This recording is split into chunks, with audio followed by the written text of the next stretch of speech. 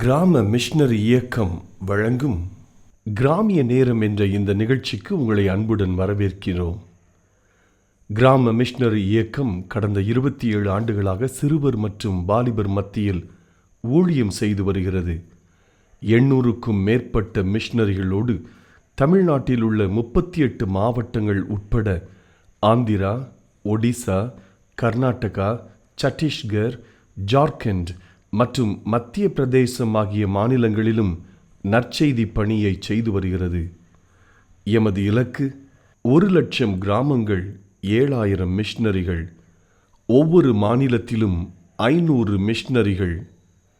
எமது தரிசனம் என் ஆட்டுக்குட்டிகளை மேய்ப்பாயாக என்ற வசனத்தின்படி கிராமங்களில் உள்ள சிறுவர் மற்றும் வாலிபர்களை கிறிஸ்துவுக்குள் வழிநடத்தி அவர்கள் மூலம் கிராமங்களை சுவிசேஷ மயமாக்குதல், சந்திக்கப்படும் சிறுவர் மற்றும் வாலிபர்களை நாளைய தலைவர்களாகவும் ஊழியர்களாகவும் உருவாக்குதல், ஒவ்வொரு கிறிஸ்தவரையும் ஆத்தும ஆதாயம் செய்கிறவராக மாற்றுதல். இப்பொழுதும் எமது நிகழ்ச்சிகளை ஜெபத்துடன் பார்த்து பயனடையுங்கள். செயல்படும் கிறிஸ்தவர்களாக தேவனுக்கு உங்களை அர்ப்பணிப்பது உறுதி. இயேசு கிறிஸ்துவின் இனிய நாமத்தினாலே கிராம மிஷனரி இயக்க குடும்பத்தின் சார்பாக இந்த கிராமிய நேரம் என்ற நிகழ்ச்சிக்கு உங்களை அன்போடு கூட வரவேற்கிறேன். நல்லா இருக்கீங்களா? உங்களுக்காக, உங்கள் குடும்பங்களுக்காக நான் ஜெபிக்கிறேன். இது ஒரு கல்வி துவங்குகிற ஆண்டு.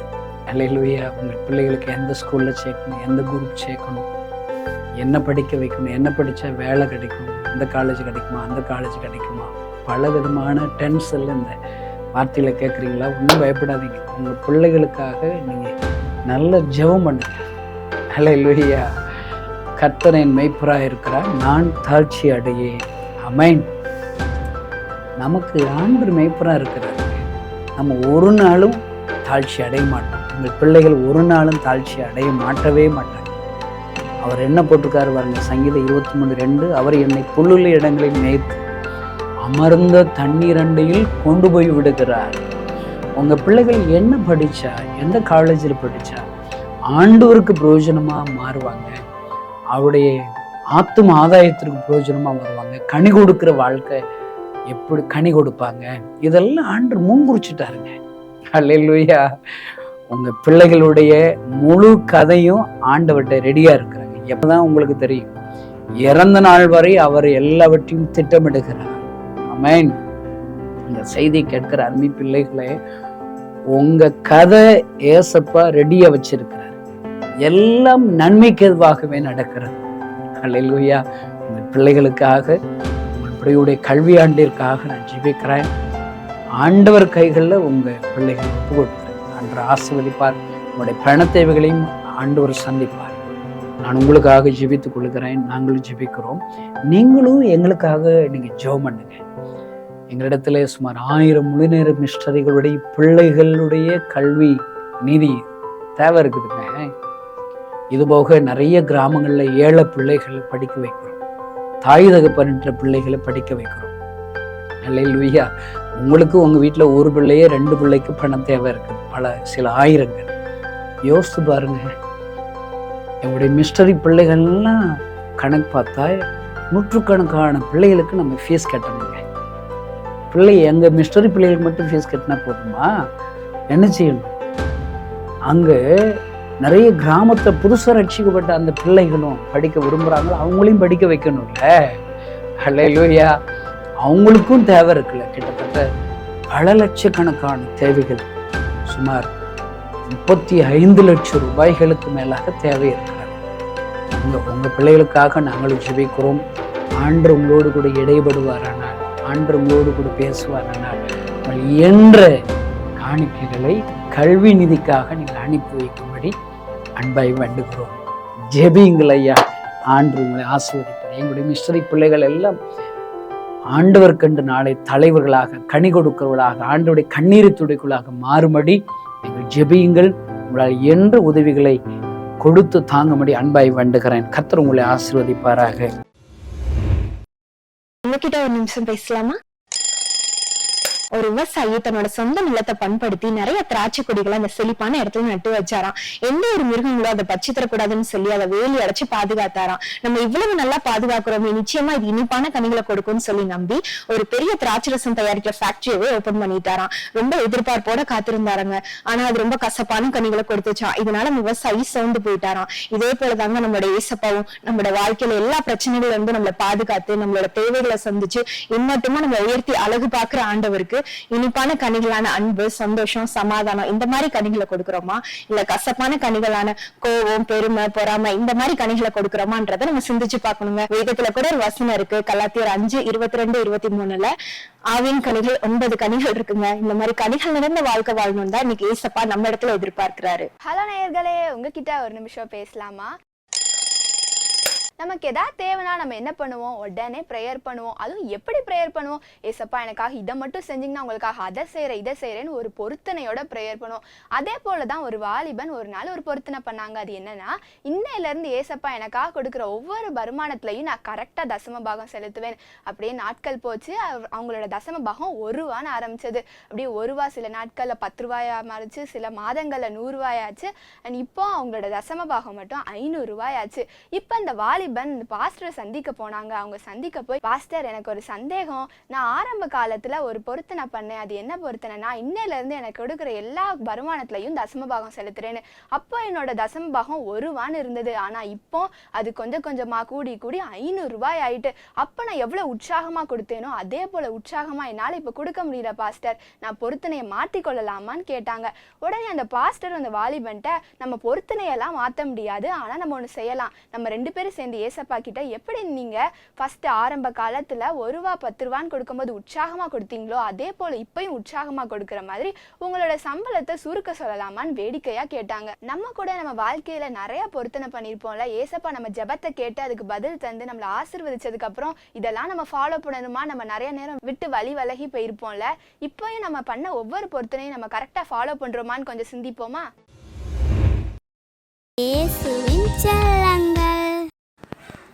ஹாய் ஃப்ரெண்ட்ஸ், ப்ரைஸ் தி லார்ட். உங்களுக்காக ஒரு குட்டி வசனம் சொல்லட்டுமா? அதை நீங்கள் கேட்பீங்களா? உன்னதமானவரின் மறையில் இருக்கவன் சர்வலத்துடன் நிலையிலையும் தங்குவான். அதுக்கான அர்த்தம் சொல்லட்டுமா? உன்னதமானவரின் மறையில் இருக்கவன் நம்ம எசப்போட நிழல்ல இருந்தால் காற்றடிச்சாலும் புயல் வந்தாலும் மழை பெஞ்சாலும் நம்மளை அசைக்க முடியாது. ஏன்னா நம்ம ஏசப்பா பிள்ளைங்க. பாய் பாய், தேங்க்யூ. இயேசுவின் செல்லங்கள். கீழ்ப்படியா பிள்ளை, பிரேக்கில்லா வண்டியும் சரி சரி சரி சரி சரி. கீழ்ப்படியா பிள்ளையும் பிரேக்கில்லா வண்டி சரி சரி சரி சரி சரி. ஆபத்தான மழை வரும் ரோட்டிலே ஸ்டாடினே இல்லாட்ட போச்சுதே. ஆபத்தான மழை வரும் ரோட்டிலே ஸ்டாடினே இல்லாட்ட போச்சுதே. ஸ்டாடின் போன வண்டியும் சொக்கேக்கா பிள்ளையும், ஸ்டாடின் போன வண்டியும் சொக்கேக்கா பிள்ளையும் சரி சரி சரி சரி சரி சரி சரி சரி சரி சரி. இரவிலே பஸ் வரும் எதிரிலே ஹெட்லைட்டே இல்லாட்ட போச்சுதே. இரவிலே பஸ் வரும் எதிரிலே ஹெட்லைட்டே இல்லாட்ட போச்சுதே. லைட் போன வண்டியும் சாட்சி இல்லா பிள்ளையும், ஹெட்லைட் போன வண்டியும் சாட்சி இல்லா பிள்ளையும் சரி சரி சரி சரி சரி சரி சரி சரி சரி சரி. இயேசுவின் செல்லங்கள். என்னை பலப்படுத்துகிற கிறிஸ்துவினாலே எல்லாவற்றையும் செய்ய எனக்கு பலனுண்டு.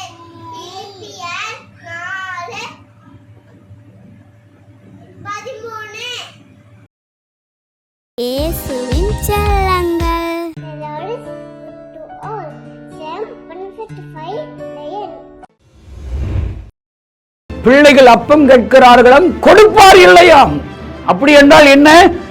கிராமப்புறங்களில் இருக்கிற சிறு பிள்ளைகள் கைகூப்பி நிற்கிறார்கள். ஏதாயிலும் எங்களுக்கு ஒரு வசனத்தை சொல்லிக் கொடுங்களேன், ஒரு பாட்டை சொல்லிக் கொடுங்களேன் என்று கைகூப்பி நிற்கிறார்கள். அவர்களுக்கு கொடுப்பார் இல்லை. ஏசப்பா உங்க கண்ணீரை எவ்வளவு தொடச்சு அற்புதம் செஞ்சிருக்கு. உங்களுக்கு வேலை கொடுத்துருக்காருல்ல, உங்களுக்கு வீடு கொடுத்துருக்காருல, உங்களுக்கு ஒரு வாகனம் கொடுத்துருக்காருல, நல்ல சுகம் கொடுத்துருக்காங்கல்ல. நீங்க ஏங்க ஏதாவது ஏசப்பாவுக்கு செய்யக்கூடாது? உங்க தாலுக்காவில், உங்க வட்டாரத்துல ஒரு எழுப்புதலுக்காக ஏதாவது ஏனையா செய்யக்கூடாது?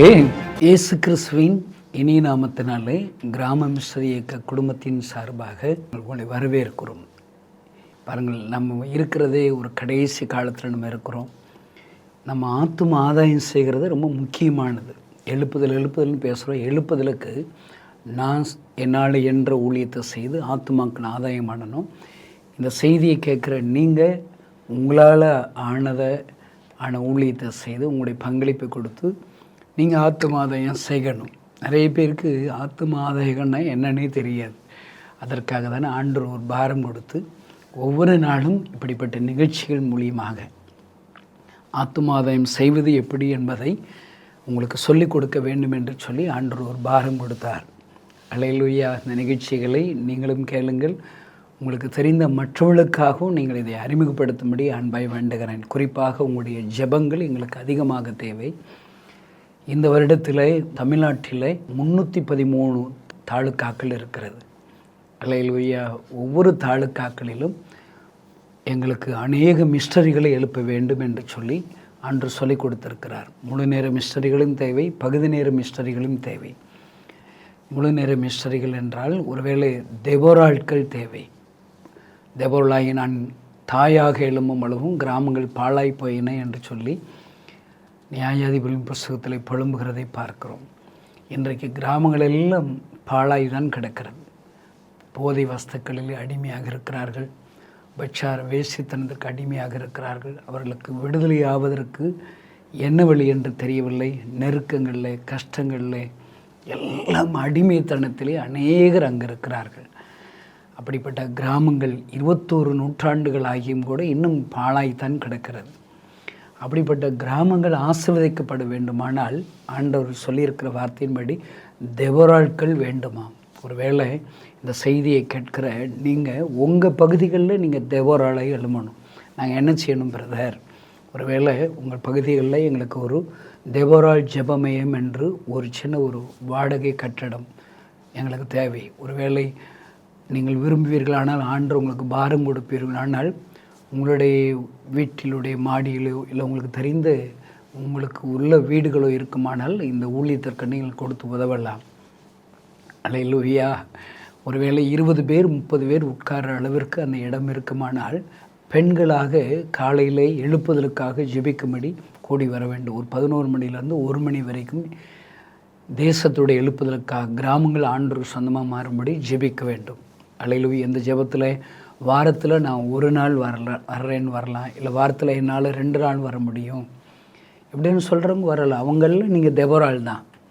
அல்லேலூயா. ஒருவேளை மதியத்திற்கு பின்பாக சாப்பாட்டுக்கு முன் ஒரு 3 மணி கிளம்பி ஏதாவது ஒரு கிராமத்தில் உங்களால் என்ற ஊழியத்தை, ஒரு சிறுவர் ஊழியமோ, ஒரு 4 வீடுகளை சந்தித்து அவருடைய பாரத்தை விசாரித்து அவளுக்காக ஜெபிக்கிற ஊழியமோ, ஏதாவது ஒரு ஊழியத்தை செய்து வீட்டிற்கு செல்ல வேண்டும். அல்லேலூயா.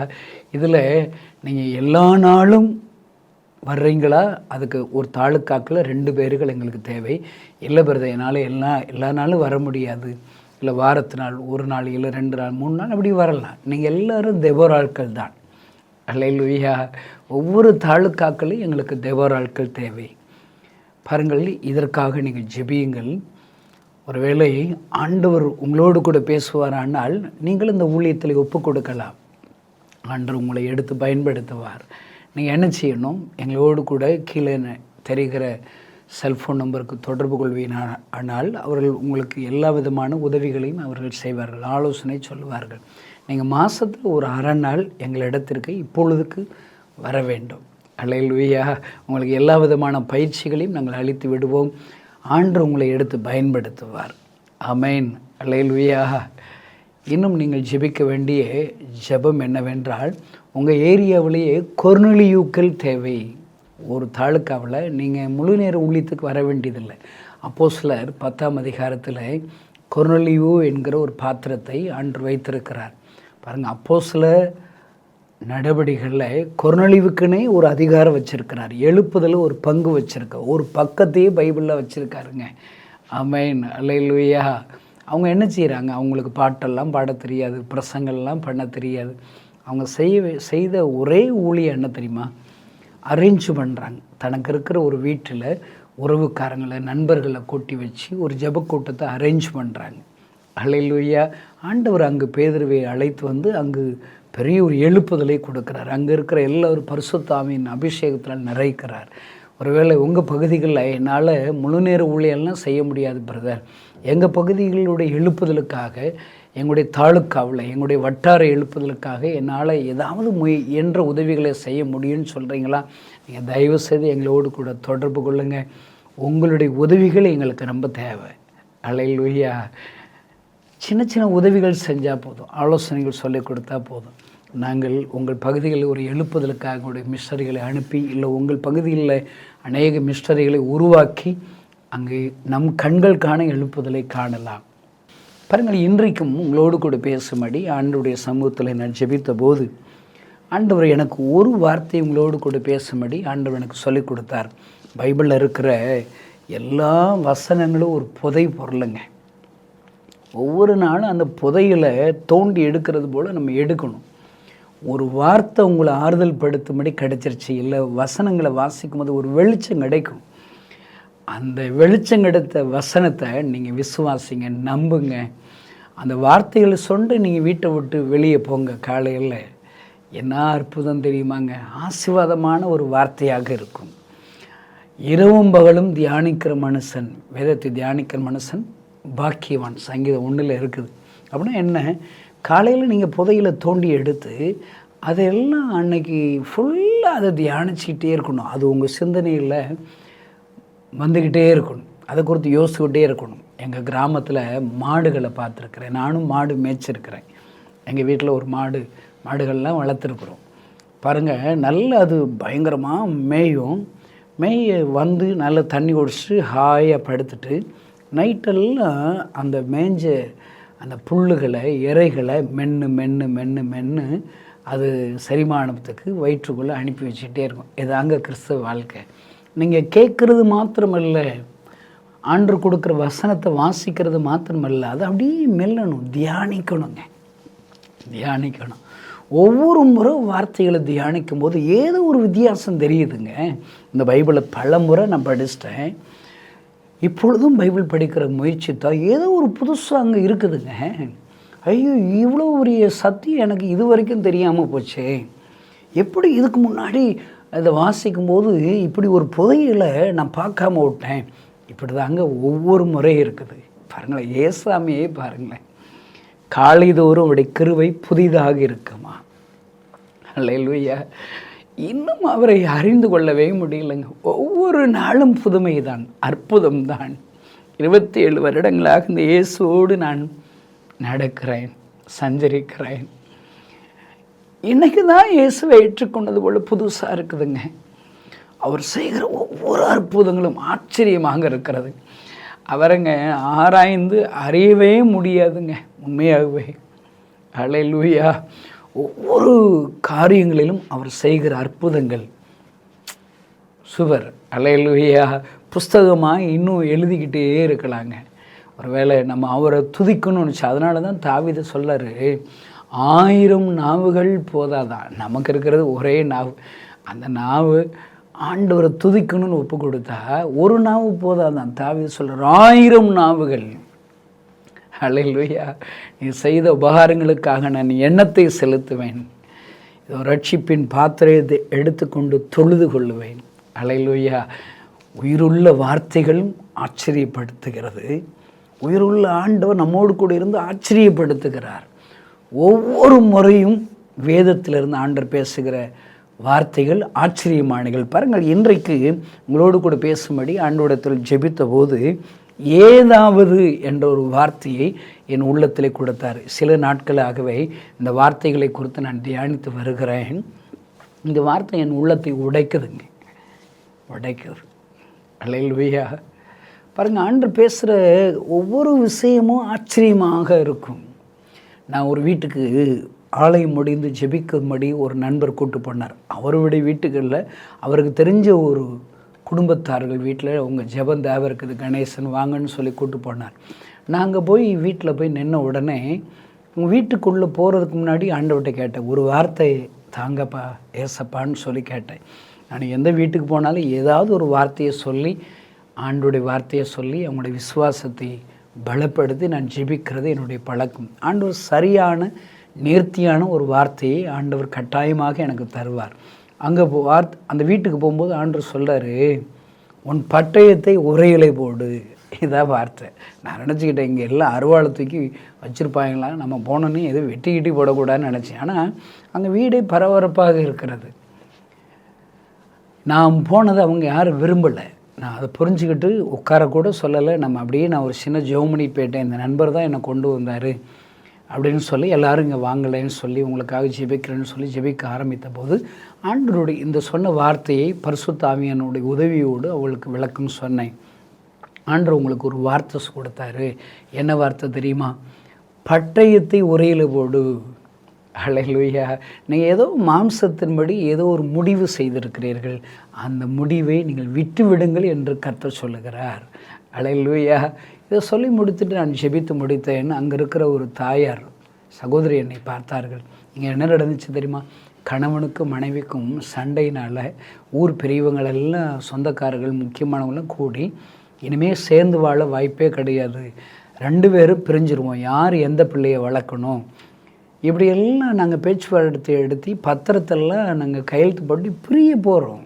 நீங்கள் கடைசி நேரத்தில் வந்துட்டு பட்டயத்தை உரையில் போடணும் ஆண்டவர் சொன்னான்னு சொல்கிறீங்க. ஒரு ஜோசியக்கார் மாதிரி மாம்சத்தின் மடியாக எடுத்த முடிவை விட்டு விடுங்க நீங்கள் சொல்கிறீங்களே. அவங்க சொல்கிறாங்க பாருங்கள், இந்த வார்த்தை நான் ஏசப்பா சொன்னேங்க அப்படின்னு சொன்னால் அந்த வார்த்தை உயிருள்ள வார்த்தை பிரிய நினைத்த அந்த 2 பேர்கள் இருதயத்திலே கிரியை செய்தது, கணவன் மனைவி உள்ளத்திலே கிரியை செய்து பிரிந்த குடும்பம் ஒன்று சேர்ந்தது. ஐயா அல்லேலூயா. பார்த்துங்க, ஆண்டவர் ஒரு வார்த்தை கொடுப்பாருன்னா அந்த வார்த்தை ஜீவன் உள்ளது. அந்த வார்த்தை உங்களுக்கு அற்புதங்களை கொண்டு வரும்.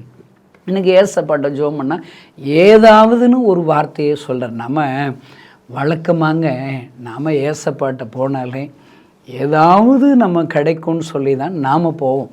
அல்லேலூயா. ஒரு பணக்கார நண்பரை பார்க்குறோம்னா நம்ம அவரை பார்க்குறோம், அவர் ஏதாவது கொஞ்சம் பண உதவி செய்ய மாட்டாரா, ஏதாவது ஒரு உதவி செய்ய மாட்டாரா, இப்படி தான் பார்ப்போம். ஒருவேளை நம்ம அரசியல் தலைவர்கள், ஒருவேளை அமைச்சர்கள், முதல் மந்திரி, பிரதமரை பார்க்குற ஒரு வாய்ப்பு இருந்துச்சுன்னா அவர்கிட்ட இருந்து ஏதாயிலும் நமக்கு உதவி கேட்போமா, அப்படி தான் நம்ம. அப்போ இதுதான் உலகத்தினுடைய வழக்கம். பாருங்கள், சூனைமியாள் என்கிற ஒரு நபரை குறித்து 2 ராஜாக்களின் புஸ்தகத்தில் எழுதப்பட்டு இருக்கிறது. அவள் மனதிலே ஒரு தீர்மானம் செய்கிறாள், எப்பொழுதும் நம்முடைய வீட்டிற்கு வருகிற இந்த ஊழியக்காரர் தீர்க்கதரிசி என்று காண்கிறேன், உண்மையுள்ளவர்கள் பரிசுத்தவான் என்று காண்கிறேன், அவருக்கு ஒரு சின்ன ஒரு அறை கட்டப்போகிறேன், வீடு கட்டப்போகிறேன்னு சொல்லி முடிவு செய்கிறாள். அதே போல் வீடு கட்டி அவளையும் ஒரு உடன் ஊழியக்காரரையும் நன்றாக உபசரிக்கிறாள். அந்த ஊழியக்காரர்களுக்கு பயங்கர சந்தோஷம். இவ்வளவு வக்கரணத்தையா, இவ்வளவு அழகாக நேர்த்தியாக என்னை விசாரிக்கிறாங்களே, உபசரிக்கிறாங்களேன்னு சொல்லிட்டு அந்த ஊழியக்காரருடைய மனசு சந்தோஷத்தில், நான் உனக்கு ஏதாவது செய்யணுமாம்மா, ஏதோ ராஜாவிடத்தில் ஏதாவது சிபாரிசு பண்ண ஒரு கடிதம் கொடுக்கணுமா, என்ன செய்யணும்னு கேட்குறாங்க. பார்த்திங்களா? அல்லேலூயா. ஏதாவது உதவி செய்யணுமான்னு சொல்லி அந்த ஊழியக்காரரே அந்த அம்மாவை பார்த்துக்கிறான். அந்த அம்மா சொல்கிறான், எனக்கு ஒன்றும் தேவையில்லைங்கிறாங்க. எவ்வளோ ஒரு ஆச்சரியமான ஒரு அம்மா பாருங்கள். ஒருவேளை இந்த செய்தி கேட்கிற நீங்கள் உங்களை பார்த்து யாராவது உங்கள்கிட்ட பெரிய அதிகாரிகிட்ட ஏதாவது சிபாரிசு பண்ணணுமா, உங்களுக்கு ஏதாவது உதவி செய்யணுமான்னு சொல்லி கேட்டால் நீங்கள் என்ன நினைப்பீங்க? நம்ம எல்லாருங்க ஏதாவது எப்படியாவது கிடைக்குமான்னு சொல்லி எதிர்பார்த்துக்கிட்டே தான் இருப்போங்க. சர்ச்சுக்கு போகிறதேங்க நமக்கு என்ன கிடைக்கும்னு தான் நம்ம சர்ச்சுக்கு போகிறோம். அல்லேலூயா. என்னுடைய ஆசீர்வாதத்திற்காக, என்னுடைய சந்தோஷத்திற்காக, என்னுடைய சமாதானத்திற்காகத்தான் ஆலயத்திற்கு போகிறோம். அங்கு முடிவு ஜெபம் பண்ணும்போது என்ன சொல்லி ஜெபிக்கிறோம்? ஆண்டவரே எனக்கு இந்த அற்புதத்தை செய்யுங்க, என் குடும்பத்திற்கு இந்த அற்புதத்தை செய்யுங்க அப்படிதான் சொல்லி ஜெபிக்கிறோம். ஒருவேளை நம்ம ஆலயத்திற்கு சென்று நம் கொடுக்கப்படுகிற செய்தி கூட எப்படி இருக்குதுங்க? அல்லேலூயா. செய்தி என்ன கேட்குறோம்? ஆண்டவர் இங்கே சபையில் கூடியிருக்கிற உங்களிடத்தில் உங்களுக்கு என்ன அற்புதம் செய்ய வல்லமையுள்ளவர், உங்கள் கண்ணீரை துடைப்பார், உங்கள் துக்கத்தை சந்தோஷம் மாற்றுவார், உங்கள் கடன் பிரச்சனை மாற்றுவார், உங்களை பணக்காரராக மாற்றுவார், உங்களை ஆசீர்வதிப்பார், ஐஸ்வர்யத்தை தருவார். இப்படி தாங்க செய்தி கேட்குறோம்.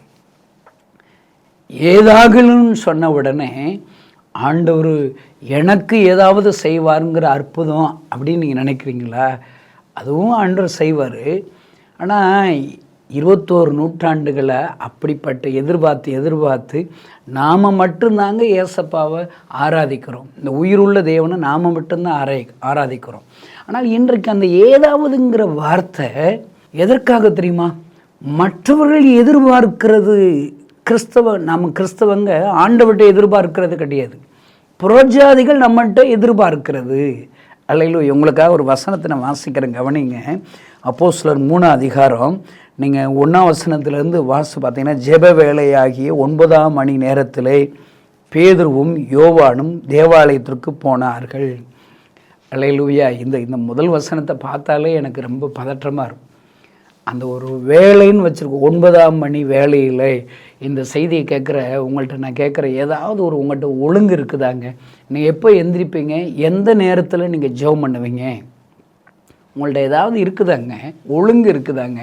நான் சொல்கிறேங்க, ஆண்டவர்கிட்ட அற்புதம் செய்வதற்கு அவரில் வல்லமையுள்ள ஆண்டவர். ஆனால் அற்புதம் செய்வதற்கு நாம் தகுதியான் நம்மளை யோசித்து பார்க்கணும். இப்போ 5 அப்போ 2 மீன் ஏசப்பாட்டை கொடுத்தா உடனே அற்புதம் செய்யலை. முதல்ல என்ன செய்கிறாரு? 50 பேரா 100 பேரா வரிசை உட்கார வச்சுட்டு ஒழுங்குபடுத்திட்டு தான் ஆண்டவர் அற்புதம் செய்கிறார். இந்த செய்தியை கேட்கிற அருமையான கிறிஸ்தவ நண்பர்களை, உங்களை ஒழுங்குபடுத்துங்க. முதல்ல ஒழுக்கம் இருக்கணும், அப்போ தான் ஆண்டவர் அற்புதம் செய்வார். பாருங்கள், அந்த அதிகாரம் அப்படி தான் தொடங்குது.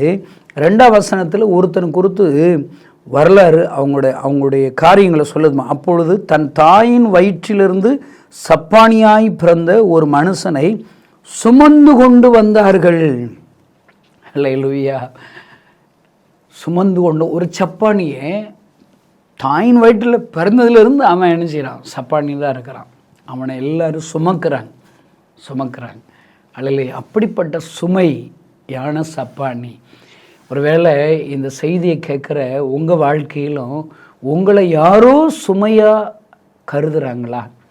அல்லேலூயா. இன்றைக்கி உங்கள் கூட தான் ஆண்டவர் இந்த வார்த்தைகளை கொண்டு பேசுகிறார். இல்லை நீங்கள் யாரையாவது சுமையாக நினைக்கிறீங்களா? பாருங்கள், எல்லாரும் சுமந்து கொண்டு வைக்கிறாங்க. எதுக்காக? தேவாலயத்துக்கு உள்ளே போகிறதுக்கு இல்லை, தேவாலயத்துக்கு வெளியே அவங்க உட்காந்துக்கிடுவாங்க. வர்றவங்கள்ட்ட பிச்சை எடுத்துக்கிட்டே இருப்பாங்க. அந்த பிச்சை எடுக்கிறத விட்டு அந்த சப்பானிக்கு கொஞ்சம் சாப்பாடு போடுவாங்க. அந்த பெத்த தாய் தகப்பன்னு சொந்தக்காரங்க அவங்களும் கொஞ்சம் சாப்பிட்டுக்குருவாங்க போல இருக்கு. அல்லேலூயா. பாருங்கள், இப்படிப்பட்ட சப்பானியை குறித்து இந்த வேதவசனம் சொல்லுகிறது. அவனுடைய வாழ்க்கை அதுதான். அதில் முழு வசனத்தை நாடோறும் அவனை அலங்கார வாசல் எண்ணப்பட்ட தேவாலய வாசலண்டில் வைப்பார்கள். இந்த வார்த்தைகள்னால் என்னென்னு அலங்கார வாசல். சர்ச்செல்லாம் இன்றைக்கி அலங்காரமாக தான் இருக்குது. ஆனால் அதற்கு கீழே இருக்கிற இந்த சப்பானிகளை நம்ம பார்க்குறதுக்கு சபைகளாகி நாம் தவறுகிறோம். பாருங்கள், இங்கே சப்பானி வருகிறான். நீங்கள் தொடர்ந்து வாசி பார்த்தா, தேவாலயத்தில் பிரவேசிக்க போகிற பேதுருவும் யோவானையும் அவன் கண்டு, அங்கே தான் இந்த பேதுருவும் யோவானும் ஆலயத்துக்கு வர்றாங்க. இப்போ இந்த சப்பானி கேட்குற அந்த ஜெபம், அந்த எதிர்பார்ப்பு, இதைத்தான் ஆண்டவர் உங்களோடு கூட பேசும்படி ஆண்டவர் எனக்கு சொல்லி கொடுத்தார். பாருங்க, அவன் அவர்களிடத்தில் ஏதாயிலும் கிடைக்கும் என்று எண்ணி அவர்களை நோக்கி பார்த்தான். பாருங்க, இந்த வசனத்தில் அதிகாரத்தை நிறைய வாசிட்டு போயிடுறோம். ஆனால் இந்த சப்பானி பாருங்கள், ஒரு பிச்சைக்கார மேலே கைகூப்பி ஏதாய்கள் இவங்ககிட்ட கிடைக்கும்பான்னு சொல்லி பேதுருவிடத்தில் யோவானிடத்தில் கைகூப்பி நிற்கிறான். அல்லேலூயா. இப்படி தாங்க எனக்கு உலகமே கிறிஸ்தவர்களாகி நம்மிடத்தில் கைகூப்பி நிற்கிறது ஐயா, கைகூப்பி நிற்கிறது. அங்கு பேதுரு யோவான் சொல்லுகிற காரியம் என்ன தெரியுமா? என்கிட்ட வெள்ளி கிடையாது, பொண்ணு கிடையாது. நிறைய ஊழியக்காரங்கிட்டங்க காசு ரொம்ப இருந்தாலே அவங்கள்ட்ட ஏசுனார் இருப்பாரா இல்லையான்னு தெரியல. 27 வருஷம் அந்த ஏசப்பா பிரசங்கம் பண்ணுறேன். கிட்டத்தட்ட ஒரு 1000 மிஸ்டரிகளுக்கு எங்களால் இயன்ற ஒரு சின்ன சின்ன பண உதவிகளாக செய்து அவர்களை ஊழியம் செய்ய வைக்கிறோம். கிராமப்புறங்களில் நீங்கள் போங்க, உங்களால் இயன்ற ஊழியங்களை செய்யுங்க அப்படின்னு சொல்கிறோம். எப்படி எங்களால் முடிகிறது, எங்களுக்கு வர்ற காணிக்கைகள் எல்லாம் நாங்கள் செலவழிக்கிறோம் ஐயா. நான் அடிக்கடி யோசிப்பேன், ஒரு கிராமத்தில் இருக்கிற கணேசனால் ஒருவேளை என்கிட்ட இருக்கிற லீடர்ஸுகள்லாம் சங்கர்னு ஒருத்தர் இருக்கிறார். அவரு ஹிந்துவாக இருந்து ஆண்டவரை ஏற்றுக்கொண்டவர். எங்களுடைய ட்ரெஸ்ஸரர் பேர் பாலமுருகனுங்க. அவனுக்கு ஆண்டவரை ஏற்றுக்கொண்டு பிலிப்புன்னு வச்சுருக்குறோம். அல்லேலூயா. சிதம்பரக்கனி சந்தோஷ், ஆனந்த், அழகர் சாமி, பாருங்கள் இதெல்லாம் லீடர்ஸுங்க. நான் சொல்லிகிட்டே போனேன், என் ஊழியத்தில் இருக்கிற ஒவ்வொருவரும் லீடர்ஸு தான். நாங்கள் ஒரு அற்பமானவர்கள். எங்கிட்ட நான் சொல்கிற பேர்களெல்லாம் நீங்கள் கேள்விப்பட்டிருக்கீங்களா? நீங்கள் பிரபலியமான ஊழியக்காரர்களை கேள்விப்பட்டிருப்பீங்க. எங்களை போல் எளிமையான கிராமப்புறங்களில் இருக்கிற ஊழியக்காரருடைய பேர்கள்லாம் உங்களுக்கு தெரியவே தெரியாதுங்க. ஆனால் இப்படிப்பட்ட எங்களை கொண்டு நாங்கள் ஆண்டவரிடத்தில் எங்களை ஒப்பு கொடுத்ததினால், எங்களிடத்தில் இருக்கிற பணங்களை செலவழிக்கிறதுனால் ஆயிரக்கணக்கான, ஒருவேளை நூற்றுக்கணக்கான ஊழியர்களை எழுப்ப முடிகிறது. ஆயிரக்கணக்கான ஊழியர்களை எழுப்ப வேண்டும் என்று தரிசனம் இருக்கிறது ஐயா. அடுத்த 3 வருஷத்தில் கடவுள் சித்தமானால் ஒரு தாலுக்காவில் 6 மிஸ்டரி, வட மாநிலத்தில் அடுத்த 3 வருஷத்தில் 500 மிஸ்டரிகளை அனுப்ப வேண்டும் என்று சொல்லி இலக்கு வைத்திருக்கிறோம். 2500 மிஸ்டரிகளை இந்தியா ஃபுல்லாக எழுப்ப போகிறேங்க. அல்லேலூயா. எங்கிட்ட வர்றதெல்லாம் நாங்கள் செலவழிக்கிறோம். நீங்கள் எப்பொழுது எங்களிடத்தில் வந்தாலும் எங்கிட்ட ஒன்றும் இருக்காதுங்க. என்கிட்ட வந்தால் தான் நாங்கள் செலவழிச்சிருவோம். பாருங்கள், இந்த பேதுரு யோவான் இடத்துல கற்றுக்கொள்கிற பாடம். அல்லேலூயா. நாம் எல்லா ஊழியக்காரங்களும் இப்படி கற்றுக்கொள்ளுங்க. அவங்க சொல்கிறாங்க பாரு, எங்களிடத்துல ஒன்றும் இல்லையா ஐயா. இந்த செய்தி கேட்கிற ஊழிய நண்பர்களே, இப்படி உங்களால் சொல்ல முடியுமா? பவுல் சொல்லுகிறான், நான் செலவு பண்ணவும் செலவு பண்ணப்படவும். அல்லேலூயா. நீங்கள் பவுல்கிட்ட போய் இன்கம் டேக்ஸ் ரைடு எடுத்தால் என்னத்தை நீங்கள் பார்த்துருப்பீங்க? அன்னை தெரசாவை குறித்து சொல்லுங்க, சும்மா ஒரு பாய், ஒரு ஓட்டப்பேட்டி, சும்மா ஒரு வஸ்திரம், இதுதான் இருந்துச்சான். நம்ம உலக மனுஷர் அப்துல் கலாம்னு ஒரு ஜனாதிபதி இருந்தார். எல்லாம் ஜனாதிபதி முடித்து அவங்க வீட்டுக்கு வந்தாங்கன்னா பெரிய அவங்க பார்சல் லாரியாக தூக்கிட்டு தான் போக வேண்டி இருந்திருக்கணும். அவ்வளோ அவளுக்கு நன்கொடைகள் வந்திருக்கும், எவ்வளோ திங்ஸு ஃபர்னிச்சர்ஸ் வந்திருக்கும். ஆனால் ஒரு சாதாரண ஒரு பையை தூக்கிட்டு வந்துட்டாருங்க. என்ன ஒரு மனிதன் ஐயா. நாம் நிறைய கற்றுக்கொள்ளணுங்க. பேதுரு யோவானிடத்தில் கற்றுக்கொள்ளுகிற பாடங்கள் இன்றைக்கு திருச்சபைகளுக்கு உண்டு, ஊழியக்காரர்களுக்கு உண்டு. என்னிடத்தில் ஒன்றும் இல்லை, என்னிடத்தில் இருக்கிறதை தர என்ன இருக்கிறதுங்க?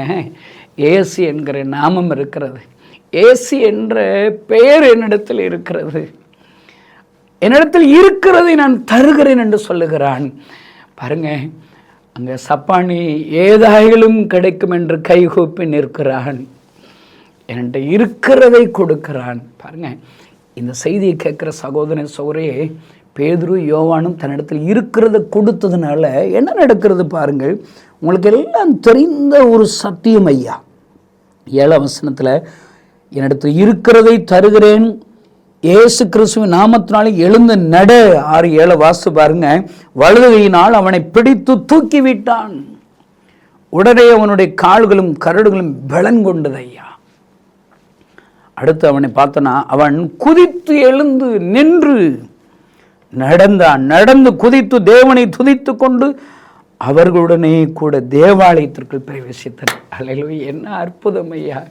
இப்படிப்பட்ட அற்புதத்தெல்லாம் நம்மளால் பார்க்கவே முடியலைங்க, கேள்விப்படவே முடியலைங்க, கேள்விப்படவே முடியல. இன்னைக்கு உலகமே, கிராமங்களும் சரி, ஏதாயிலும் எங்களுக்கு கொடுப்பீர்களா என்று கைகொப்பி நிற்கிறார்கள்.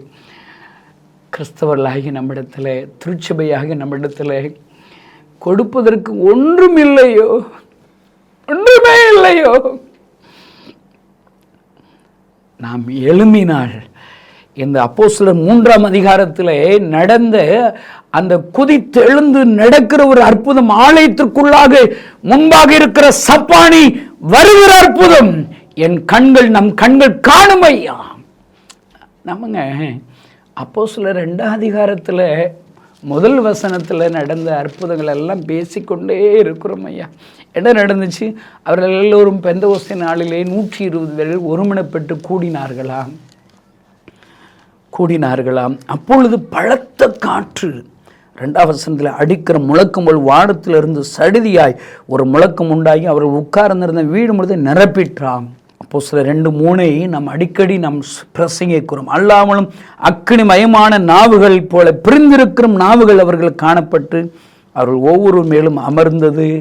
அவர்கள் எல்லோரும் பரிசுத்த ஆவியினால் நிரப்பப்பட்டு ஆவியானவர் தங்களுக்கு தந்தருள்ள வரத்தின்படியே வெவ்வேறு பாஷைகளை பேசினார்களா. அப்போஸ்தலர் 2 நாம் பிரசங்கிக்கிற ஊழியக்காரர்கள் எவ்வளோ பேருங்க இருக்கிறாங்க.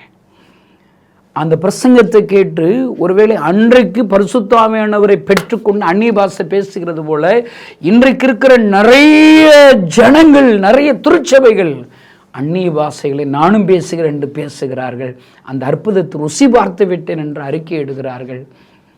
ஆனால் அப்போஸ்தலர் 3ஆம் அதிகாரத்தில் இந்த அற்புதத்தை நாம் காணவில்லை ஐயா. ஏதோ ஒரு தவறு இருக்கிறது ஐயா, ஏதோ ஒரு தவறு இருக்கிறது. வெக்கி குனிய வேண்டும் ஐயா. நான் இன்றைக்கு இந்த செய்தி கேட்குற உங்களை பார்த்து நான் கேட்குறேன், உங்கள் சர்ச்சில் இப்படிப்பட்ட அற்புதம் உங்களுடைய வாழ்நாளில் நீங்கள் பார்த்தீர்களா? நாம் தாயின் கருவிலே பிறந்தது பொழுதல் சப்பானியாக இருந்த ஒருவனை குறித்து பார்க்கிறோம். நீங்கள் பிறந்ததுலேருந்து ஒரு சர்ச்சுக்கு போகிறீங்களே, கிறிஸ்தவராக இருக்கீங்களே, நான் உங்களை பார்த்து கேட்குறேன், இப்படிப்பட்ட ஒரு அற்புதத்தை உங்கள் திருச்சபையில் நீங்கள் பார்த்தீர்களா? நான் என்ன யோசிக்கிறேன், பிறந்தது முதல் நான் ஒரு கிறிஸ்தவன், நான் ஒரு கிறிஸ்தவ குடும்பம்னு சொல்கிறோம். நான் சொல்கிறேங்க, சப்பானி கிறிஸ்தவன் என்ற அர்த்தம். நம்ம ஏதாவது யோசிக்கணுங்க. இந்த செய்தியை கேட்குற நீங்கள் அப்போஸ்தலர் 3 அதிகாரத்தில் அப்படி கையை வச்சுக்கோங்களேன். ஏசப்பா, இப்படிப்பட்ட அற்புதத்தை நீங்கள் எங்கள் சர்ச்சில் எப்போ ஆண்டவரை செய்வீங்க? எங்களை கொண்டு எப்போ செய்வீங்க ஆண்டவரை? நாங்கள் பார்க்குற கிராமத்தில் ஏதாயிலும் நீங்கள் செய்வீங்களான்னு சொல்லி ஜனங்களை எதிர்பார்க்குறாங்களே. எங்கிட்ட இருக்கிற அந்த இயேசு என்கிற நாமத்தை கொண்டு உங்களை கொண்டு நாங்கள் அற்புத அடையாளங்களை அவர்கள் பெற்றுக்கொள்ளும்படி நாங்கள் ஜெபிக்கும் போது அப்படிப்பட்ட அற்புதம் நடக்கட்டும் ஆண்டவரே என்று சொல்லி உங்கள் இருதயம் ஏங்க வேண்டும் ஐயா. நாங்கள் போன நவம்பர் டிசம்பரில் கிறிஸ்மஸ்க்குள்ளே ஒரு 10,000 கிராமங்களில் சுவிசேஷம் அறிவிக்கணும்னு சொல்லி போனோம். எங்கள் மிஸ்டரிகள் போன கிராமங்களில் சிறு பிள்ளைகள், அங்கே இருக்கிற பெரியவர்கள் எல்லாம் ஒரு கேள்வி கேட்டதா, அடிக்கடி ஒரு கேள்வி கிராமத்துலேருந்து கேட்டாங்க. அண்ணே, நீங்கள் அடுத்து நீங்கள் எப்போ வருவீங்க? எப்போனே வருவீங்க? ஐயோ, அவளுக்கு எங்களால் சொல்ல முடியவில்லை ஐயா. எங்களுக்கு இப்படிப்பட்ட அன்பான வார்த்தைகளை, இந்த அன்பான இயேசுவை, இந்த வார்த்தைகளை சொல்லிக் கொடுப்பார். அடுத்து நீங்கள் எப்பொழுது வருவீர்கள்? ஏதாவது ஒரு பதில் சொல்லுங்கள். என்றைக்கு வருவீர்கள்? ஒரு பதிலும் எங்களால் சொல்ல முடியவில்லை ஐயா. அருமையான இந்த செய்தியை கேட்கிற சகோதரனே, சகோதரி, சப்பானி ஏதாவது கிடைக்கும் என்று பேதுருவிடத்தில், யோவானிடத்தில் பிச்சை கேட்டது போல இன்றைக்கு இந்த ஜனங்கள், உங்களை எதிரே இருக்கிற கிராமங்கள், வாலிபர்கள் உங்களிடத்தில் பிச்சை கேட்கிற புலம்பல் 4 நாளின்படி பிள்ளைகள் அப்பம் கேட்கிறார்களாம், கொடுப்பார் இல்லையாம். அப்படி என்றால் என்ன? கிராமப்புறங்களில் இருக்கிற சிறு பிள்ளைகள் கைகூப்பி நிற்கிறார்கள். ஏதாயிலும் எங்களுக்கு ஒரு வசனத்தை சொல்லிக் கொடுங்களேன், ஒரு பாட்டை சொல்லிக் கொடுங்களேன் என்று கைகூப்பி நிற்கிறார்கள். அவர்களுக்கு கொடுப்பார் இல்லை. இந்த செய்தி கேட்கிற சகோதரனே, சகோதரியை, இந்த வருடத்திலே ஏதாயிலும் என் ஆண்டவருக்கு செய்வேன் என்று இனி ஏன் தீர்மானிக்க கூடாது? இந்த வருஷத்துலங்க ஒரு தாலுக்காக்கு 300 பேர்களை ஒன்று சேர்த்து ஒரு சிறுவர் முகாம் நடத்த போகிறோம். 5 அல்லது 10 கிராமங்களை சேர்த்து 1,00,000 சிறுவர்களை ஆண்டவருக்கு அன்பை சொல்லி கொடுத்து ஆண்டவருக்கு நேராக வழிநடத்த வேண்டும் தீர்மானிக்கிறோம். அல்லேலூயா. ஏதாவது செய்யணும்னு நினைக்கிறேங்க. What about you? 27 வருஷமாக இந்த கணேசனாகி நான் ஊழியம் செய்ய ஏன் தெரியுமாங்க, சப்பானி ஏதாவது கிடைக்குமான்னு சொல்லி கைகூப்பி நிற்கிறது போல் எங்கள் அப்பாங்க ஏசப்பாங்க என் கண்ணீரை தொடச்சி ஏசப்பாங்க ஏதாவது நீ செய்ய மாட்டாயன்னு சொல்லி என்னிடத்துல அவர் கேட்குறாருங்க. என் கண்ணீரை ஏசப்பா தொடச்சாருங்க. நான் கிடந்த எனக்கு ஏசப்பா உயிர் கொடுத்தாருங்க. நான் ஏன் தெரியுமா ஊழியம் செய்கிறேன்? என் கண்ணீரை தொடச்சி ஏசப்பாவை ஒரு நாள் அதிகாலையில் கண்ணீரோடு ஆத்துமாக்களுக்காக அழுது கொண்டு இருக்கிறவராக, சொல்லி சொல்லி அழுகிறவராக நான் என் கண்களினால் பார்த்தேன். இந்த காதுகளினால் அவருடைய அழுகிற குரலை கேட்டேன். யாரை அனுப்புவேன், யார் நமது காரியமாக போவான் என்று அழுகிற சத்தத்தை கேட்டு ஏசையை அர்ப்பணிப்பேன். என்னை அனுப்பும், நான் இருக்கிறேன், நான் இயேசுவிடத்தில் அதே அழுகிற குரலை ஏசையாவை போன்றேன்னு கேட்டேன். என்கிட்ட என்னங்க இருக்குது? எங்கள் அப்பா கற்பையா, எங்கள் அம்மா சரஸ்வதிங்க, கணேசன் என்ன இருக்குதுங்க? என்ன கொடுத்துருக்குறேங்க, என் நேரத்தை கொடுத்துருக்குறேன். ஏசப்பா அழாதீங்க, நான் இருக்கிறேன், உமக்காக என்னால் முடிஞ்ச ஏதாவது ஊழியத்தை செய்கிறேன்னு சொல்லி என் வாழ்க்கையை அர்ப்பணித்திருக்கிறேன். அருமையான அந்த செய்தியை கேட்கிற சகோதரனை, ஏசப்பா உங்கள் கண்ணீரை எவ்வளவு தொடச்சி அற்புதம் செஞ்சுருக்கு. உங்களுக்கு வேலை கொடுத்துருக்காருல்ல, உங்களுக்கு வீடு கொடுத்துருக்காருல, உங்களுக்கு ஒரு வாகனம் கொடுத்துருக்காருல, நல்ல சுகம் கொடுத்துருக்காங்கள. நீங்கள் ஏங்க ஏதாவது ஏசப்பாவுக்கு செய்யக்கூடாது? உங்கள் தாலுக்காவில், உங்கள் வட்டாரத்தில் ஒரு எழுப்புதலுக்காக ஏதாவது ஏனையா செய்யக்கூடாது? என்றைக்கு ஒப்பு கொடுப்பீர்களா? அந்த அற்புதம் செய்கிற ஆண்டவர் உங்களை எடுத்து பயன்படுத்துவார். கண்களை மூடி நாம் ஜெபிக்கலாம். பரலோகத்தில் இருக்கிற எங்கள் அன்பு தகப்பனை உமக்கு நன்றி செலுத்துகிறோமே, துதிக்கிறோம். சப்பானி, பிச்சை கேட்கிற சப்பானி, ஏதாயிலும் எனக்கு கிடைக்குமா என்று சொல்லி பேதுரு யோவானிடத்தில் எதிர்பார்க்கிறது போல ஆண்டவரே, இந்த செய்தியை கேட்கிற ஒவ்வொரு இடத்திலும் கிராமத்தில் உள்ள ஜனங்கள், பாவத்தில் உள்ள அடிமையாக இருக்கிற ஜனங்கள், வாலிபர்கள், சிறுபிள்ளைகள் ஏதாயில் எனக்கு உதவி செய்ய மாட்டார்களா என்று கைகூப்பி நிற்கிறார்களே, இந்த சப்பானியை போன்று கைகூப்பி நிற்கிறார்களே, இந்த செய்தியை கேட்கிற ஒவ்வொருவரும் பேதுருவும் யோவானை போன்று ஏதாயிலும் சொல்லி ஜெபிக்கிறவர்களாக, தன்னிடத்தில் இருக்கிற அந்த இயேசுவின் நாமத்தை பயன்படுத்துவர்களாக மாற்றுவீராக. ஒரு பெரிய ஒரு எழுப்புதல் இந்த செய்தியை கேட்கிற ஒவ்வொருடைய வாழ்க்கையில், ஒவ்வொருடைய திருச்சபையிலும் பெரிய ஒரு அறுவடையை தாங்கப்பா. எங்கள் தமிழ்நாட்டில் தாங்கப்பா, எங்கள் இந்தியாவில் தாங்கப்பா, அற்புதம் செய்யுங்க. இயேசுவின் நாமத்தினால் பிதாவே, ஆமென். இந்த செய்தி நிச்சயமாக உங்களை செயல்பட தூண்டிருக்கும் என விசுவாசிக்கிறோம். நீங்களும் எங்களோடு இணைந்து தேவனுக்காக ஏதாவது செய்ய விரும்புகிறீர்களா? கீழ்கண்ட எங்களது ஊழிய திட்டத்திற்காக ஜெபிக்க முன்வரலாமே. தமிழ்நாடு மற்றும் பிற மாநிலங்களிலும் ஆலயம் கட்ட தேவையாய் உள்ள 1000 கிராமங்களில் இடம் வாங்கி ஆலயம் கட்டப்பட ரூபாய் 5 லட்சமோ அல்லது அதில் ஒரு பகுதியோ கொடுத்து ஆலயம் கட்டி கொடுப்போர் எழும்ப ஜெபியுங்கள். சூனேமியால் எலிசாவுக்கு ஒரு அறை வீட்டை கட்டி கொடுத்தது போல புதிய மிஷனரிகள் தங்கி பயிற்சி எடுப்பதற்கு ரூபாய் 2 லட்சம் கொடுத்து ஒரு மிஷனரி வீட்டை கட்டி கொடுப்போர் எழும்ப ஜெபியுங்கள். நாம் சந்திக்கும் வாலிபர்கள் மற்றும் ஆரம்ப விசுவாசிகளை கிறிஸ்துவுக்குள் வளரச் செய்ய ரூபாய் 300 கொடுத்து முழு வேதாகமும் வாங்கி கொடுப்போர் எழும்ப ஜெபியுங்கள். நாம் பணி செய்யும் 8 மாநிலங்களிலும் உள்ள 850 மிஷனரிகளை மாதந்தோறும் ரூபாய் 10,000 கொடுத்தோ அல்லது இயன்ற காணிக்கையை கொடுத்தோ தாங்குவோர் எழும்ப ஜெபியுங்கள். தமிழ்நாடு மற்றும் பிற மாநிலங்களிலும் துரிதமாக சுவிசேஷம் அறிவிக்கவும் பின்தொடர் பணிக்காகவும் சுவிசேஷ வாகனங்கள் வாங்கி கொடுப்போர் எழும்ப ஜெபியுங்கள். தங்கள் வாலிப மற்றும் சிறு பிள்ளைகள் ரட்சிக்கப்பட, அபிஷேகிக்கப்பட மற்றும் இயேசுவுக்கு சாட்சியுள்ள பிள்ளைகளாக வளர கண்மணி பிள்ளைகள் இயேசுவுக்காக திட்டத்தில் தங்கள் பிள்ளைகளை இணைக்கிற பெற்றோர்கள் எழும்ப ஜெபியுங்கள். இந்தியா முழுவதிலும் இன்னும் துரிதமாக நம் மிஷனரி பணிகள் நடக்க மாதந்தோறும் அல்லது வருடத்திற்கு ஒரு முறையாவது ரூபாய் 1000 கொடுத்து எழுப்புதல் விரும்பும் பங்காளர் திட்டத்தில் இணைகிற அநேகர் எழும்ப ஜெபியுங்கள். மேலும் எங்களோடு தொடர்பு கொள்ள விரும்பினால் திரையில் காணும் எங்கள் முகவரியும் குறித்துக் கொள்ளுங்கள். கிராம மிஷனரி இயக்கம், தபால் பெட்டி எண் 51, விருதுநகர் 626001. இந்த நிகழ்ச்சியையோ அல்லது எங்கள் ஊழியத்தையோ நீங்கள் தாங்க விரும்பினால் எங்கள் தொலைபேசி எண்ணை குறித்துக் கொள்ளுங்கள். 7378000444. கர்த்தர் தாமே உங்களை ஆசீர்வதிப்பாராக.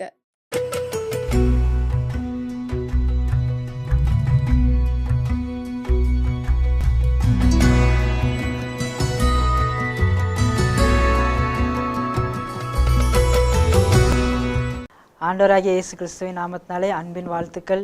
என்னுடைய பெயர் ஜெபஸ் கோயில்ராஜ். நான் திருநெல்வேலி மாவட்டத்தை சேர்ந்தவன். நான் என்னென்னா சின்ன வயசுலேருந்தே சர்ச்சுக்கு போகிற ஒரு பையன். சர்ச்சில் சண்டே ஸ்கூலில் போய் அட்டன் பண்ணுவேன். எல்லாத்துலேயுமே ஈடுபாடு உள்ளவனாக இருப்பேன். சர்ச்சிலே தான் இருப்பேன் எப்போ பார்த்தாலும். ஆனால் ஏசப்பாவை நான் ஏற்றுக்கொள்ளலை. சர்ச்சு நடக்கும்போது அதுக்கப்புறம் கொஞ்சம் வாலிப வயசு ஆனதுக்கு பிறகு சர்ச்சு நடக்கும்போது சர்ச்சுக்கு வெளியே தான் உட்காந்துருப்பேன். சர்ச்சுக்குள்ளெல்லாம் போக மாட்டேன். அதுக்கப்புறம் கொஞ்ச நாள் போக போக என்னுடைய வாழ்க்கை மாறிச்சு. நிறையா வாலிபர்களோடு சேர்ந்து தவறான பழக்கங்கள், தவறான சிற்றின்பங்களுக்கெல்லாம் ரொம்ப அடிமையான. இப்படி போயிட்டே இருக்கும்போது என்னுடைய வாழ்க்கை ரொம்ப சமாதானம் இல்லாமல் விதத்தில் ஏதோ ஒன்று பாரமாக இருந்துச்சு. அப்போ அந்த நேரம் தான் ஒரு வாலிபர் மீட்டிங்க்கு நான் கலந்து கொள்ளலாம் அப்படின்னு சொல்லி போனேன். அங்கே போகும்போது நாள் நல்லா இருந்துச்சு. நல்லா எல்லாம் அங்கே பிரசங்கம் பண்ணாங்க, பாட்டு படித்தாங்க, ரொம்ப சந்தோஷமாக இருந்துச்சு. அடுத்து 2வது நாளும் அதே மாதிரி பண்ணாங்க, பாட்டு படித்து பிரசங்கம் பண்ணாங்க. எனக்கு அப்போ தான் ஒரு சின்ன ஒரு தாக்கம் ஏற்பட்டுச்சு. இயேசு கிறிஸ்து நம்மளை இன்னும் நேசிக்கிறாரு, அவருக்காக ஏதாவது செய்யணும் அப்படின்னு சொல்லி அந்த மீட்டிங்கில் சொன்னாங்க. அப்போ தான் அந்த ஊழிய பாரத்தை ஆண்டவர் என்னோட கூட பேசினார். நானும் அதுக்கு பிறகு கொஞ்ச நாள் கழித்து அந்த மீட்டிங்லேயே ரட்சிக்கப்பட்டுட்டேன். மீட்டிங்லேயே ரட்சிக்கப்பட்டு ஆண்டவருக்கு ஒப்பு கொடுத்துட்டேன் என்னுடைய வாழ்க்கை. ஆண்டவர் நீங்கள் தான் என்னை ஃபுல்லாக பார்த்துக்கணும் அப்படின்னு சொல்லி சர்ச்சில் போய் நல்ல இன்ட்ரெஸ்ட்டாக எல்லா வேலையும் செய்கிறது, பாவத்திலேருந்து எல்லாத்துலேயும் விலகி உண்மையாக ஊழியம் செஞ்சேன். அங்கே சண்டே ஸ்கூல் எடுக்கிறது, விபிஎஸ் எடுக்கிறது, எதுவாக இருந்தாலும் நான் தான் ஃபஸ்ட்டாலாம் நிற்பேன். இந்த மாதிரி இருக்கும்போது தான் ஆண்டவர் என்னை ரொம்ப நேசித்தார். அப்போ தான் நான் யோசித்தேன், ஆண்டவரே நான் உமக்காண்டி ஏதாவது செய்யணுமே அப்படின்னு சொல்லும்போது என்னுடைய ஊழியத்துக்கு வா அப்படின்னு சொல்லி ஆண்டவர் கூப்பிட்டாரு. சரி நான் வாரேன் ஏசப்பா அப்படின்னு சொல்லி. அப்போ தான் எங்கள் ஐயர்வாள் ஒரு மேகசின் வச்சுருந்தாங்க. அந்த மேகசினில் போட்டிருந்துச்சி பைபிள் காலேஜ் படிக்கிறதுக்கு வாரீங்களான்னு கேட்டிருந்தாங்க. அப்போ அதை பார்க்கும்போது நான் போகிறேன் ஐயா, நான் போய் அங்கே போய் படிக்கிறேன் அப்படின்னு சொல்லி சொன்னேன். அதுக்கப்புறம் சரி நீ 2 வருஷம் படிச்சுட்டு வந்துரு அப்படின்னு சொன்னாங்க. ஆனால் 2 வருஷம் கழித்து நான் படித்து முடிச்சதுக்கப்புறம் பார்த்தீங்கன்னா மிஷினரி ஊழியம் எனக்கு ரொம்ப பிடிச்சிருந்துச்சி. நிறைய சிறு பிள்ளைகளை சந்திக்கிறது, இந்த விஎம்எம் மூலமாக வாலிபர்களை சந்திக்கிறது, இந்த மாதிரி நிறையா ப்ரோக்ராம்ஸு நிறைய இந்த மாதிரி இன்ட்ரெஸ்ட்டாக இருந்தேன். அதனால் எனக்கு இந்த கிராம மிஷினரி இயக்கம் ஊழியம் எனக்கு ரொம்ப பிடிச்சிருந்துச்சி. அதனால் ஆண்டவர்கிட்ட ஜெபம் பண்ண, ஆண்டவரே நான் இந்த ஊழியத்திலே இருந்து உங்களுடைய ஊழியத்தை செய்கிறேன் ஏசப்பா அப்படின்னு சொல்லி ஆண்டவர்கிட்ட ஜெபம் பண்ணேன். அந்த நாள்லேருந்து இந்த நாள் வரைக்கும் ஆண்டவர் என்னை பாதுகாத்து வந்தார். நல்லா ஊழியம் செஞ்சேன், நிறைய சிறு பிள்ளைகளை சந்தித்தேன், ரொம்ப சந்தோஷமாக இருந்துச்சு. அதுக்கு பிறகு ஃபுல் டைம் அந்த ஊழியத்திலே இருந்து ஆண்டோடைய நாமத்தை மகிமைப்படுத்திட்டு இருக்கேன். ஆண்டவர் தாமே ஆசீர்வதிப்பாராக. ஆமென்.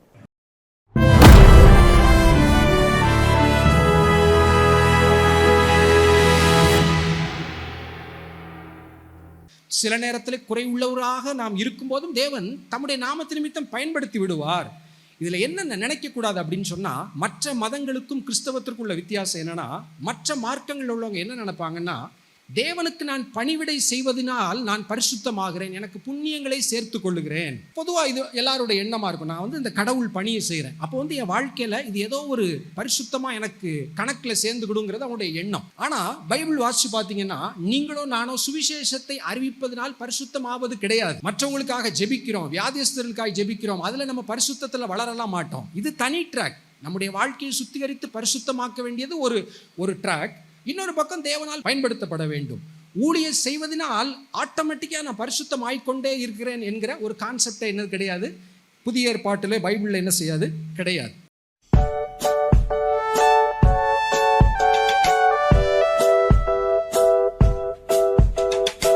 இயேசுவோடு நடக்கும்போது என்ன ஆனந்தம், இயேசுவோடு நடக்கும்போது என்ன பேரின்பம். பாருங்க, இயேசுவோடு நடக்கும்போது என்ன ஆனந்தம். சத்தமா, இயேசுவோடு நடக்கும்போது என்ன பேரின்பம். இயேசுவோடு நடக்கும்போது கண்ணீர் இல்லையே, இயேசுவோடு நடக்கும்போது கவலை இல்லையே, இயேசுவோடு நடக்கும்போது கண்ணீர் இல்லையே, இயேசுவோடு நடக்கும்போது கவலை இல்லையே, எல்லாமே எல்லாமே இயேசுதானே, எல்லாமே எல்லாமே இயேசுதானே. வெரி குட், நல்லா கை தட்டுங்க. இப்போ இதுக்கு ஒரு ஆக்ஷன் பார்த்துலாமா? இயேசுவோடு நடக்கும்போது என்ன ஆனந்தம், இயேசுவோடு நடக்கும்போது என்ன பேரின்பம், இயேசுவோடு நடக்கும்போது என்ன ஆனந்தம், இயேசுவோடு நடக்கும்போது என்ன பேரின்பம். இயேசுவோடு நடக்கும்போது கண்ணீர் இல்லையே, இயேசுவோடு நடக்கும்போது கவலை இல்லையே, இயேசுவோடு நடக்கும்போது கண்ணீர் இல்லையே, இயேசுவோடு நடக்கும்போது கவலை இல்லையே. எல்லாமே எல்லாமே இயேசுதானே, எனக்கு எல்லாமே எல்லாமே இயேசுதானே, நமக்கு எல்லாமே எல்லாமே இயேசுதானே, உனக்கு எல்லாமே எல்லாமே இயேசுதானே.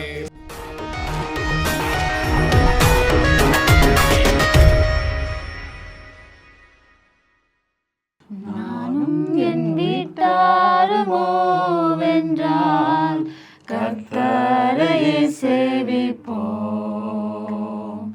நீயும் சேவிப்பாயா,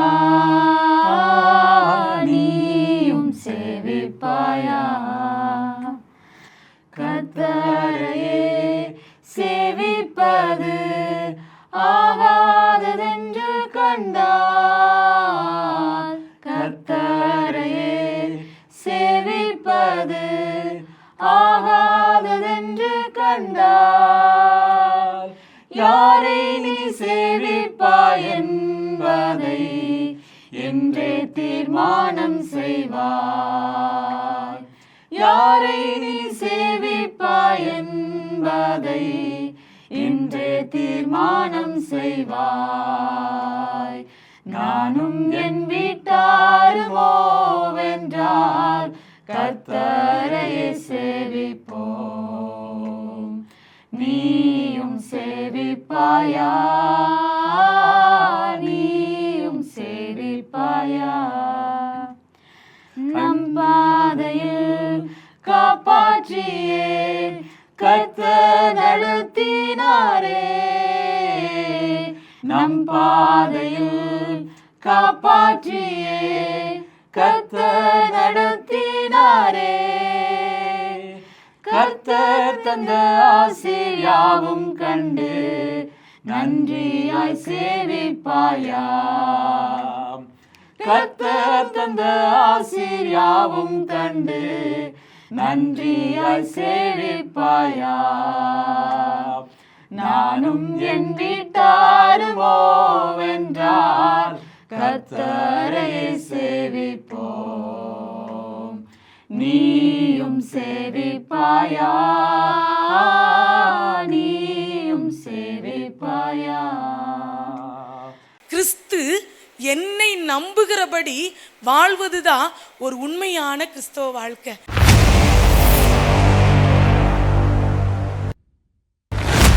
ஒரு உண்மை சம்பவத்தை உங்களோடு பகிர்ந்து கொள்ள விரும்புகிறேன். பில்லி கிரகாம் இளம் வயது வாலிபனாக இருந்த பொழுது அவருடைய உள்ளத்தில் என்ன ஏற்பட்ட காரியம் என்ன அப்படின்னு சொன்னால், தேவனுக்காக ஏதாவது செய்யணும் அப்படின்னு சொல்லி அவருடைய உள்ளத்தில் எப்பயுமே அந்த ஆசை வந்து கொண்டே இருக்குமா. ஆண்டவருக்கா இன்னைக்கு நான் எதை செய்ய, ஆண்டவருக்கா இன்னைக்கு நான் எதை செய்ய அப்படின்னு சொல்லி ஒவ்வொரு நாளும் ஆசை உள்ளவராய் விருப்பம் உள்ளவராய் ஓடிக்கொண்டே இருப்பாரா. ஒரு முறை தன்னுடைய நண்பர்களோடு சேர்ந்து கால்பந்து விளையாடுவதற்காக ஒரு மைதானத்திற்கு போயிருக்கிறாரு. எல்லாம் ஃப்ரெண்ட்ஸ் எல்லாம் சேர்ந்து கால்பந்து விளையாடி முடிச்சாச்சு. அப்படி விளையாடி கொண்டிருக்கும் பொழுதே அவருக்கு அப்படிப்பட்ட ஒரு பாரம் அவருடைய இருதயத்தை நிரப்புனுச்சான். அவரால் எல்லாரும் விளையாட்டு முடிச்சுட்டு அந்த கால்பந்து மைதானத்தை விட்டு கிளம்பி சென்று விட்டாங்களாம். ஆனால் இவரால் அந்த இடத்த விட்டு பிரிந்து போகவே முடியலையாம். அழுது கதறி கதறி ஜெபித்து கொண்டே இருக்கிறாராம். 4 மணி நேரம் ஜெபித்தாராம். என்ன ஜெபித்தார் அப்படின்னு சொன்னால், என்னை நம்பும் ஆண்டவரே, என்னை நம்பும் ஆண்டவரே அப்படின்னு சொல்லி ஜெபித்தாரா. அவருடைய ஜெபம் என்னை நம்பும் ஆண்டவரே அப்படிங்கிற அந்த ஒரு வரி உள்ள ஜெபமாக இருந்தது. அந்த என்னை நம்பும் ஆண்டவரே என்று சொல்லி அவர் ஜெபித்த அந்த ஜெபத்தை கேட்டு தேசமெங்கிலும் தேவன் பில்லி கிரகாமை கொண்டு பெரிய காரியங்களை செய்தார் என்று சொல்லி நம்ம பார்க்கிறோம். அநேக நேரங்களில் நம்ம என்ன நினைக்கிறோம் அப்படின்னு சொன்னால், ஆண்டவரை நம்புகிற ஒரு வாழ்க்கை வாழ்கிறது தான் கிறிஸ்தவ வாழ்க்கை அப்படின்னு சொல்லி நம்ம நினைக்கிறோம். அது மட்டுமல்ல, கிறிஸ்து என்னை நம்புகிறபடி வாழ்கிறது தான் உண்மையான கிறிஸ்தவ வாழ்க்கை. கிறிஸ்து என்னை நம்புகிறபடி வாழ்வது தான் ஒரு உண்மையான கிறிஸ்தவ வாழ்க்கை. பில்லிகிரகாம் ஆண்டவரிடத்தில் கெஞ்சினார், ஆண்டவரே என்னை நம்பும், இந்த தேசத்தின் எழுப்புதலுக்கு நம்பும், பல கோடி மக்களுக்கு, பல மில்லியன் கணக்கான மக்களுக்கு என்னை நம்பும் ஆண்டவரே என்று சொல்லி ஜெபித்தார். இன்னைக்கும் தேசத்தின் எழுப்புதலுக்கு நீங்க செய்ய வேண்டிய காரியம் என்ன தெரியுமா? என்னை நம்பும் ஆண்டவரே, என்னை நம்பும் ஆண்டவரே அப்படின்னு சொல்லி நீங்க கேளுங்க. திருநெல்வேலி மாவட்டத்தில் கிருஷ்ணாபுரத்தில் வைத்து கிராம மிஷனரி இயக்கம் நடத்தும் ஜெப கூடுகை நாள் ஜூலை மாதம் 5ஆம் தேதி வெள்ளிக்கிழமையன்று. நேரம் மாலை 6:30 மணி முதல். தேவ செய்தியாளர் நமது சகோதரர் டேவிட் கணேசன் அவர்கள். இடம் பாலன்ஸ் மஹால், பாலன்ஸ் ஹோட்டல் அருகில், கிருஷ்ணாபுரம். இக்கூட்டத்தில் அனைவரும் கலந்து கொண்டு தேவனுடைய ஆசீர்வாதத்தையும் சந்தோஷத்தையும் சமாதானத்தையும் பெற்று செல்ல அன்போடு அழைக்கிறோம். மேலும் தொடர்புக்கு 9488352564.